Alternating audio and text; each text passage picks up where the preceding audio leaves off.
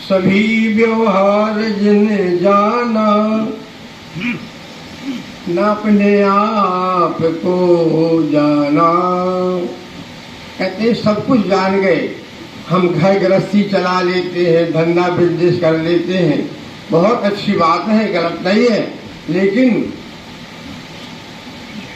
कहते हैं जिन्होंने अपने आप को नहीं जाना, मतलब अपने आप जब का जानना यही है, कोई परमात्मा से अलग करना नहीं है, वो परमात्मा को ही जानना है। जब आप अपने को जानेंगे तो मान लो कि हमने परमात्मा को पा लिया, या परमात्मा को जान गए तो अपने आप को पा गए। सभी व्यवहार जिन जाना, न अपने आप को जाना, उन्होंने खाक नहीं जाना।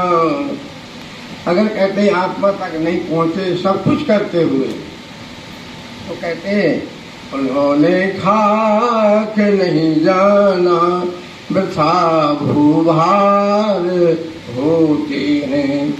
संसार में हमें पृथ्वी का भार नहीं बनना, हमें पृथ्वी के भार को, समाज के भार को हल्का करने के लिए मानव जीवन मिला है। पशु की तो पर ही बने, नर को कछु न हो, जो नर से कर्म बने तो नर नारायण होए। साथियों, बहुत ही सुंदर, जैसे देवता तरसते हैं ऐसा सुंदर हम आप सभी ने मानव का जीवन पाया है।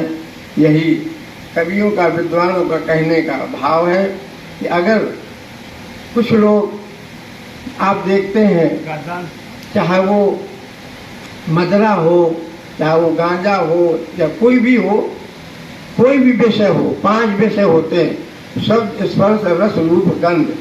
तो कोई एक ऐसा नहीं कि एक ही विषय उसे बिगाड़ता है, 5 में से कोई विषय अगर शरीर में है वो बिगाड़ देगा। कहते हैं विषय चूने के गोले को जो खाते हैं समझ पेड़ा।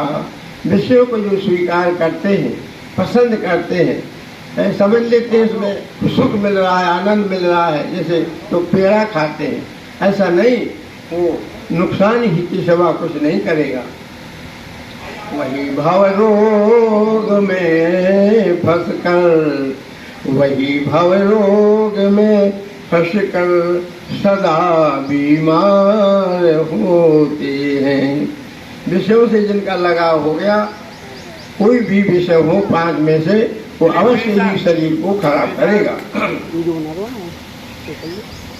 नहीं पुरुषार्थ जिनकी ना रहे प्रारब्ध के बल पर। कुछ लोग ऐसा मानते हैं जो प्रभु ने लिखा होगा वही होगा, हम काहे को परेशान हो। नहीं, जो कर्तव्य करेगा, कर्म करेगा, वो निश्चित ही आगे बढ़ेगा। तो कहते हैं प्रारब्ध को न देखो, कर्म करो तो आगे बढ़ जाओगे। नहीं पुरुषार्थ जिनकी ना रहे प्रारब्ध के बल पर, वही बस आलसी संसार में बेकार होते हैं।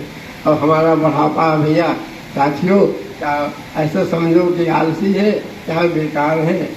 तो जिन्हें निज रूप का, हाँ बहुत अच्छी अंतिम लाइन है, बहुत सुंदर।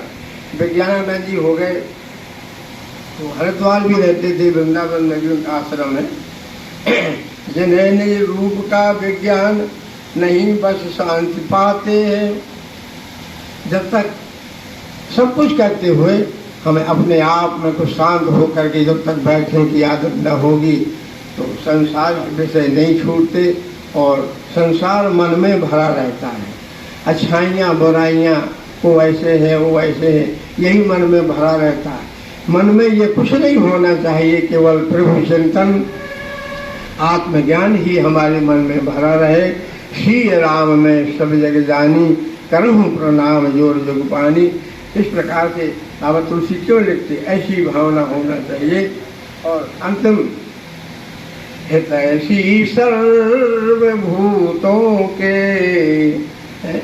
देखो हमारे डॉक्टर साहब हमें नहीं कहना चाहिए उनके सामने, मोदी जी हो जाती है बात। हितैषी सर्वभूतों के गले के हार बनते हैं। जो लोग समाज का कल्याण करते हैं, भलाई करते हैं, तो सबके गले का हार, जैसे कितना सुंदर लगता है व्यक्ति जिसके गले में माला पहना दिए जाते हैं ना, वो शोभायमान हो जाता है। उसी प्रकार से वो सारे संसार में, समाज में गले का हार बन जाएगा, जो दूसरों की भलाई में, अपने कल्याण में लगे रहते हैं। साथियों, यही एक ऐसा सुनहरा सुंदर समय है, और ये निश्चित ही ध्यान रखो कि सब कुछ करते हुए और अंत में, जैसे कोई बालक एक ही क्लास में पढ़ता रहे, भले वो होशियार क्यों ना हो, लेकिन अंत समय वो फेल हो जाता है, तो टीचर महोदय कहते हैं भाई ये अगली क्लास में जाने लायक नहीं है, इसे फिर इसी क्लास में आप पढ़ाइए। तो हम उतने ही जगह पर, दायरे पर न बने रहें।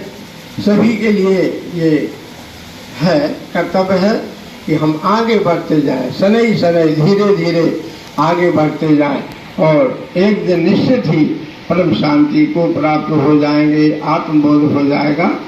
और इन्हीं शब्दों के साथ बोलो सच्चिदानंद भगवान की जय।